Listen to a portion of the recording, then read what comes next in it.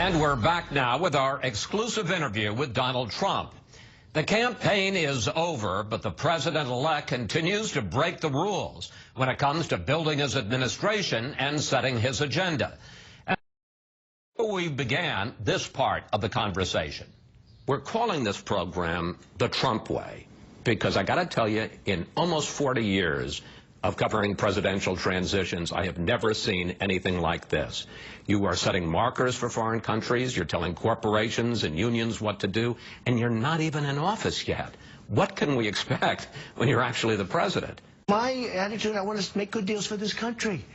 I don't need a $4.2 billion airplane to fly around in, okay? I don't need that. And especially when it's totally out of control because, you know, they've lost control of it. And I let them know that I don't want this.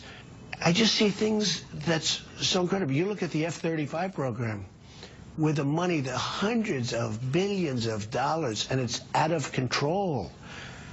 And the people that are making these deals with the government, they should never be allowed to go to work for ththese companies. You know, they make a deal like that, and then a year later or 2 years later or 3 years later, you see them working for these big companies that made the deal.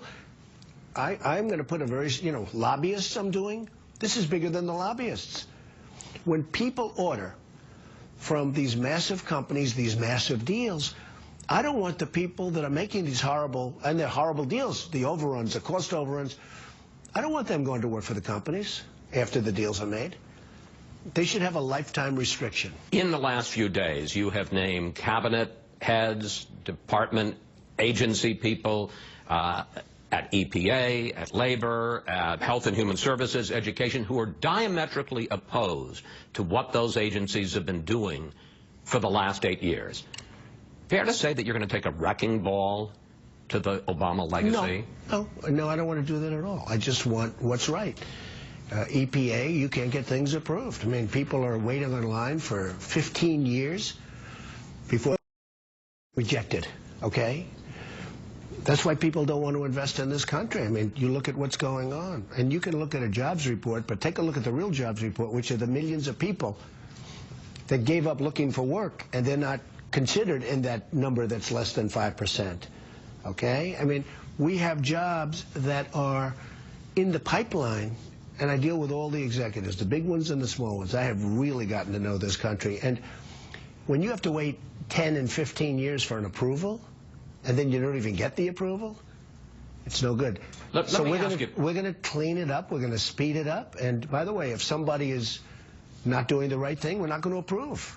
Let's talk about the environment, because in the last week you met with Al Gore and you met with Leo DiCaprio, famous environmentalist. And they were good meetings. And on the other hand, you appointed Oklahoma Attorney General Scott Pruitt to be the head of EPA. Speed up the process. He's been suing EPA. Sure. At one point in the campaign, you said it's a hoax. Yeah, I think it's a big scam for a lot of people to make a lot of money. In the meantime, China is eating our lunch because they don't partake in all of the rules and regulations that we do. On the other hand, you told the New York Times that you're open-minded about it. I am open-minded. So where are you on the environment? I'm still open-minded. Nobody really knows. Look, I'm somebody that gets it. And nobody really knows. It's not something that's so hard and fast. I do know this. Other countries are eating our lunch. If you look at what China's doing, if you look at what I could name country after country. You look at what's happening in Mexico, where our people our plants are being built, and they don't wait 10 years to get an approval to build a plant, okay? They build it like the following day or the following week.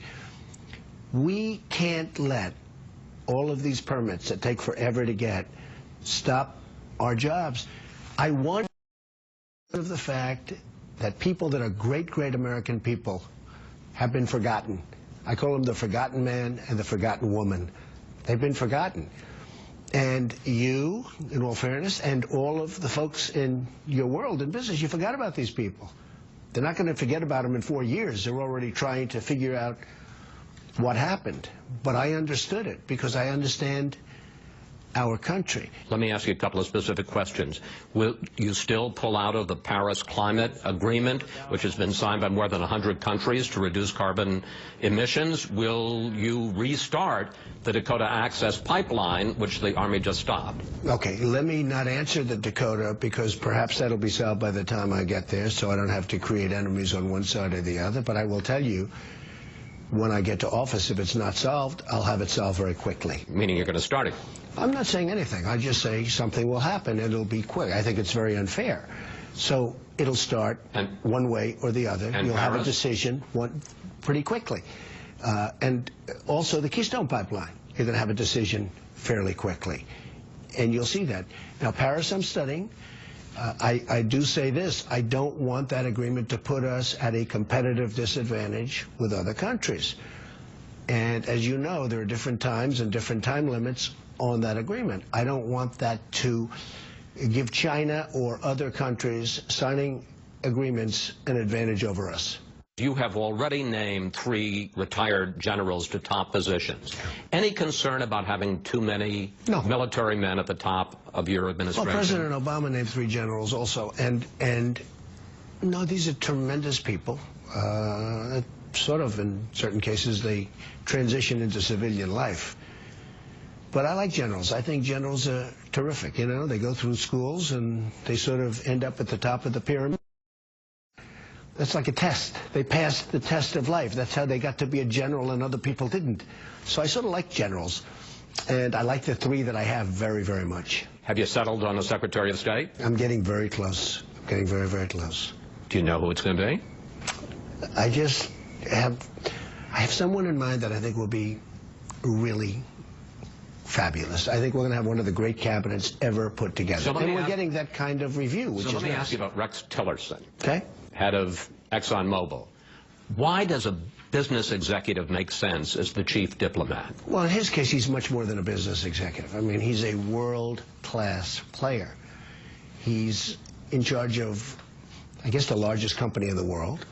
He's in charge of an oil company that's pretty much double the size of his next nearest competitor. It's been a company that's been unbelievably managed. And to me, a great advantage is he knows many of the players, and he knows them well. He does massive deals in Russia. He does massive deals for the company, not for himself, for the company. He's the Secretary of State. No, but I have tremendous respect for him. He's a world-class player. I'm trying to get you to say But I have others. I know you are. And you're doing very well. But I have others also that I think, I mean, Bob Corker is a fantastic guy. Mitt Romney, I've really gotten to know him, and I get along with him really well. But these are, you know, these are all very different types of people. But when you ask me about Rex, I mean, he's a world-class player. There's no question about it. Just after our interview, there were media reports that Mr. Trump has decided to name Tillerson to be Secretary of State. He denied he's made a final decision. And during our ride on Trump Force One, he was still asking his advisors who they think he should nominate. But don't bet against Rex Tillerson. Coming up, we asked Mr. Trump about his controversial call with the president of Taiwan. Was he sent a message? And what will become of his business once he's sworn in? As Fox News Sunday's The Trump Way continues.